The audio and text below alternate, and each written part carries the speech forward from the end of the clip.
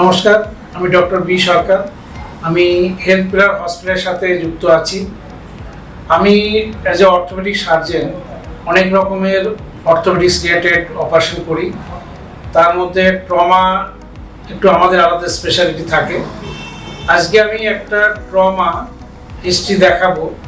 একটি মেয়ে বাসে যাচ্ছিল, তো জানালা দিয়ে বাইরে হাত রেখেছিল। অনেক সময় অ্যাক্সিডেন্টাল হয় এটা।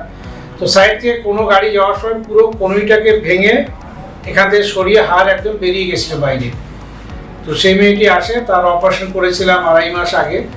আজকে তার আমি ভাঙার এক্সরে, অপারেশন এক্সরে এবং 2.5 মাসের মধ্যে মেয়েটি কতটা হাত ভাঁজ করতে পারছে সেটা আপনাদের দেখাবো।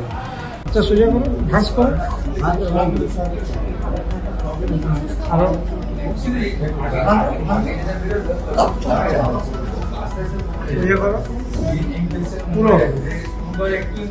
হেলথ হসপিটালে সমস্ত রকমের অর্থোপেডিক্সের অপারেশন করা হয়। আমি নিজে করি।